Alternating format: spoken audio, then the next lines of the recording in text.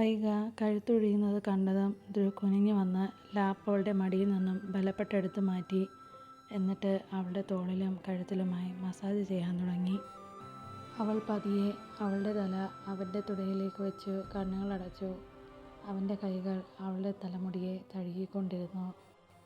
Anju പീറ്ററിൻ്റെ ഫുഡുമായി out ഹൗസിലേക്ക് നടന്നു.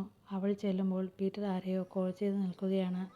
അവൻ കൈയുയർത്തി ഇപ്പം വരാമെന്ന് കാണിച്ചു. അവൾ ഫുഡുമായി അകത്ത് കയറി. ഫുഡ് അവിടെയുള്ള ടേബിളിലായി വെച്ച് തിരിഞ്ഞ് അഞ്ജു കാണുന്നത് തൻ്റെ അടുക്കലേക്ക് വരുന്ന പീറ്ററിനെയാണ്. അഞ്ജുവിൻ്റെ മുഖം കുനിഞ്ഞു. അവൻ അവളുടെ അടുത്തായി വന്നു നിന്നു. എൻ്റെ കൊച്ചേ, എന്നെ കാണുമ്പോൾ എന്തിനാ ഇങ്ങനെ തല താഴ്ത്തുന്നേ? നിൻ്റെ അല്ലേ ഞാൻ. ഇങ്ങ് വന്നേ നീ. അതും പറഞ്ഞ് പീറ്റർ അഞ്ജുവിനെ വലിച്ച് നെഞ്ചിലേക്കിട്ടു പൊതിഞ്ഞു പിടിച്ചു. നീ എനിക്കുള്ളതാണ് എന്ന പോലെ. അവൾ പീറ്ററിൻ്റെ നെഞ്ചിലേക്ക് പതുങ്ങി. അവൻ അവളോടായി ചോദിച്ചു, കൊച്ചേ, നിൻ്റെ പണിയൊക്കെ കഴിഞ്ഞോ? അഞ്ജു തലയുയർത്തി എന്തിനാ എന്ന പോലെ അവനെ നോക്കി. പീറ്റർ പറഞ്ഞു, അതൊക്കെ ഉണ്ട്, പറ. അവൾ കഴിഞ്ഞു എന്ന പോലെ തല ചലിപ്പിച്ചു. അവൻ ഒരു കൈയാൽ ഷർട്ടിൻ്റെ പോക്കറ്റിൽ നിന്ന് ഫോണെടുത്ത് മത്തായിച്ചനെ കോൾ ചെയ്തു.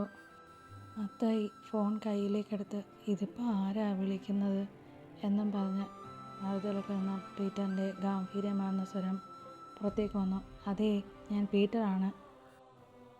ആ പറഞ്ഞോളൂ, മത്തായി മറുപടി കൊടുത്തു. ഞാൻ എൻ്റെ പെണ്ണിനെയും കൊണ്ട് പുറത്തുനിന്ന് പോകുക, അത് പറയാനാണ് വിളിച്ചത്. എനിക്ക് ഈ പ്രായം വരെയും ആരോടും ഒന്നിനും അഭിപ്രായം ചോദിച്ച് ചെയ്തല്ല ശീലം. ഇത് അങ്ങനെയല്ല എന്ന് തോന്നി. അപ്പോൾ ശരി. മത്തായി മറുപടി പറയുന്നതിന് മുന്നേ പീറ്റർ ഫോൺ കട്ട് ചെയ്തു. അവളുടെ കയ്യിൽ പിടിച്ച് പുറത്തേക്കിറങ്ങി. അഞ്ജു പതിയെ തിരക്കി, അതെ, നമ്മൾ എങ്ങോട്ടേക്കാണ് പോകുന്നത്? അത് കേട്ടതും പീറ്റർ അവളോടായി ചോദിച്ചു, നിനക്ക് പേടിയുണ്ടോ? അവൾ അവൻ്റെ കൈകളിൽ കൈ ചേർത്തു. ഇല്ല, അവൾ പറഞ്ഞു. ഈ കൈകളിൽ ഞാൻ സുരക്ഷിതയായിരിക്കും. ഈ ഉള്ളവനുള്ളപ്പോൾ എനിക്കൊന്നും തന്നെ സംഭവിക്കില്ല. അത് എനിക്കെൻ്റെ ഇച്ഛായനിൽ എനിക്കുള്ള എൻ്റെ വിശ്വാസമാണ്. അഞ്ജുവിൻ്റെ വാക്കുകൾ വന്ന് തറച്ചത് അവൻ്റെ നെഞ്ചിലായിരുന്നു. അവൻ്റെ കണ്ണുകൾ കലങ്ങി. അവൻ അവളെ അവനിലേക്ക് അടക്കി പിടിച്ചു. അവളുടെ നെറ്റിയിൽ ഒരു നറുചുംബനം നൽകി. അഞ്ജു അത് കണ്ണുകളടച്ച് സ്വീകരിച്ചു. അവൻ ബുള്ളറ്റ് സ്റ്റാർട്ട് ചെയ്തു. അവൾ അതിൽ കയറിയിരുന്നു. അഞ്ജു അവളുടെ കൈകൾ പതിയെ അവൻ്റെ തോളിൽ വെച്ചതും പീറ്റർ അവളുടെ രണ്ട് കൈയുമെടുത്ത് അവൻ്റെ വയറ്റിലായി ചുറ്റിവെച്ചു. അവളെ ഒന്ന് നോക്കി കണ്ണിറുക്കി കാണിച്ചു. ബുള്ളറ്റ് മുന്നിലേക്കെടുത്തു. അവൻ അവളെയും കൊണ്ട് പോയത് ഒരു ചായക്കടയിലാണ്. അവൾക്ക് ചായയും കടിയുമെല്ലാം അവൻ വാങ്ങിക്കൊടുത്തു. അവളുമായി അവിടെ സംസാരിച്ചിരിക്കെ അടുത്തായി കാണുന്ന ഫാൻസി സെൻറ്ററിൽ കണ്ണുകൾ ഉടക്കി പീറ്ററിൻ്റെ ചായ കുടിച്ച് കാശും കൊടുത്ത് അവൻ അവളുടെ കൈയും പിടിച്ച് അവിടേക്ക് കയറി. അവളോടായി പറഞ്ഞു, കൊച്ചേ, എനിക്കിതൊന്നും വാങ്ങിക്കൊടുത്ത് ശീലമില്ല. കൊടുക്കാൻ കൂടെ പിറന്നതുങ്ങളോ കൂട്ടുകാരികളോ ഇല്ല. ഇത് തന്നെ ആദ്യമായാണ്. കൊച്ചിന് വേണ്ടത് എന്തുവാന്ന് വെച്ചാൽ വാങ്ങിച്ചോ. അഞ്ജു അവനെ തന്നെ കണ്ണുകളെടുക്കാതെ നോക്കി നിന്നു. കുഞ്ഞുനാളിൽ ഇതൊക്കെ വാങ്ങിത്തരാൻ അച്ഛനുണ്ടായിരുന്നു. അച്ഛൻ പോയ പിന്നെ കുടുംബത്തിൻ്റെ ചുമതലയെല്ലാം തൻ്റെ ഉത്തരവാദിത്തമായി. അതിൽ പിന്നെ ഇങ്ങനെയൊന്നും വാങ്ങിയിട്ടുമില്ല, ആരും വാങ്ങിത്തന്നിട്ടുമില്ല. അവളൊരു നെടുവീർപ്പോടെ നിശ്വസിച്ചു. അവനെ നോക്കി പുഞ്ചിരിച്ചു. അഞ്ജു ഷോപ്പിലേക്ക് കയറി. കൺമഷി, ഹെയർ ബാൻഡ്, പൊട്ട്, ഐലൈനർ, അങ്ങനെ കുറേ ഐറ്റംസ് വാങ്ങി. അപ്പോഴാണ് അവിടെ സ്റ്റാൻഡിലായി കിടക്കുന്ന പല വർണ്ണങ്ങളിലുള്ള കുപ്പിവളകളിൽ പീറ്ററിൻ്റെ കണ്ണുകൾ ഉടക്കിയത്. അവൻ ആ വളകൾ കയ്യിലായി എടുത്തു. എല്ലാം വാങ്ങി ഇറങ്ങാൻ നേരം പീറ്റർ അഞ്ജുവിൻ്റെ കയ്യിലായി പിടുത്തമിട്ടു. അഞ്ജു പുരികമുയർത്തി ഇനി എന്താ എന്ന് ചോദിച്ചതും പീറ്റർ ആ വളകൾ അവളുടെ കയ്യിലായി ഇട്ടുകൊടുത്തു. അഞ്ജുവിൻ്റെ കണ്ണുകൾ നിറഞ്ഞു. അവൾ അവനെ ഇറകെ പുണർന്നു. അവളുടെ ആ നീക്കം പീറ്റർ പ്രതീക്ഷിച്ചില്ല. അവൻ പിറകിലേക്കൊന്ന് വേച്ചുപോയി. പീറ്റർ അവളുടെ കാതിലായി പറഞ്ഞു, കൊച്ചേ, എല്ലാവരും നോക്കുന്നുണ്ട്. ഇതൊക്കെ നമ്മുടെ സ്വകാര്യ നിമിഷങ്ങളാണ്. അതും പറഞ്ഞ് അവൻ അവളുടെ കൈയും പിടിച്ച് ബുള്ളറ്റിനടുത്തേക്ക് നടന്നു.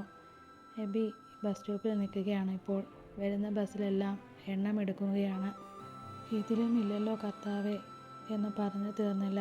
കയ്യിലൊരു ഹാൻഡ് ബാഗും തോളിൽ അത്യാവശ്യം വലിപ്പമുള്ളൊരു ട്രാവൽ ബാഗുമായി ഒരു ബ്ലാക്ക് ടോപ്പും ജീൻസും എയറെല്ലാം മുകളിലേക്കായി ക്ലിപ്പ് ചെയ്തു ബസ്സിൽ നിന്നും ഇറങ്ങുന്ന ആമി. എബി സർവ്വതും വിസ്മരിച്ച് ഓടിച്ചെന്ന് ആമിയുടെ കാൽ നിലത്ത് കുത്തുന്നതിന് മുൻപേ അവളെ അവനെടുത്തുയർത്തി. ആമി കണ്ണുകൾ ഇറകെ അടച്ചു പിടിച്ചു. എബിയുടെ തോളിലായി കൈയും മുഖവും അമർത്തി. കണ്ണുകൾ തുറക്കാതെ അവൾ പറഞ്ഞു, എബി പ്ലീസ് എന്നെ താഴെ ഇറക്ക്.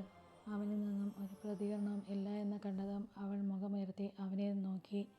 അതേ നിമിഷം എബിയുടെ മുഖത്തെ അപ്പോഴത്തെ ഭാവം കണ്ടതും ആമിയൊന്ന് ഉമിനീരിറക്കിപ്പോയി. ദയനീയമായി അവനെയും ചുറ്റുമൊന്ന് നോക്കിയതും എബി അവളെ പതിയെ താഴെ ഇറക്കി.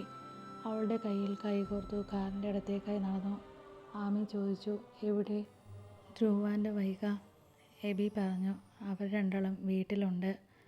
അവരെ രണ്ടാളും നമുക്ക് കുറച്ച് പ്രൈവസി തന്നതാണ്. അത് കേട്ടതും ആമി എബിയെ ഒന്ന് ഇരുത്തി നോക്കി. എബി ഇല്ലാത്ത നാണം വാരി വിതറി. ആമി അയ്യേ എന്ന എക്സ്പ്രഷൻ ഇട്ടു. എബി നീ എൻ്റെ കയ്യിൽ നിന്നും വാങ്ങും. അതും പറഞ്ഞ് രണ്ടാളും കാറിലേക്ക് കയറി. കാർ യാത്രയിൽ രണ്ടും പൊരിഞ്ഞടിയായിരുന്നു. എബിയുടെ കാറും പീറ്ററിൻ്റെ ബുള്ളറ്റും ഒരേ സമയമാണ് ഗേറ്റ് കടന്ന് അകത്തേക്ക് വന്നത്. എബി പുറത്തേക്ക് ഇറങ്ങിയതും പീറ്ററിൻ്റെ അടുത്ത് നിൽക്കുന്ന അഞ്ജുവിനെ കണ്ടതും അവരുടെ അടുത്തേക്ക് നടന്നു. എബി അവരോടായി ചോദിച്ചു, എന്താ രണ്ടാളും ഇവിടെ? എവിടെ പോയിട്ട് വരുക? എബിയുടെ ചോദ്യം ചെയ്യൽ പീറ്ററിന് അത്രയ്ക്ക് കണ്ട് സൂചിച്ചില്ല. അവൻ അഞ്ജുവിനോടായി പറഞ്ഞു, കൊച്ചകത്തേക്ക് ചെല്ലാൻ നോക്ക്.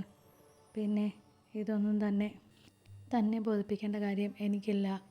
എബി ഇടയിലായി കയറി പറഞ്ഞു, ഉണ്ടുണ്ടുണ്ട്. കാരണം ആ നടന്നു പോകുന്നവളുണ്ടല്ലോ, എനിക്ക് അവളെൻ്റെ പെങ്ങളെ പോലെയാണ്.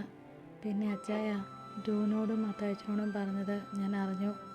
എൻ്റെ പെങ്ങളെ പൊന്നുപോലെ നോക്കാമെന്നുണ്ടെങ്കിൽ ഞാൻ നിങ്ങളുടെ മാരേജ് നടത്തി തരും.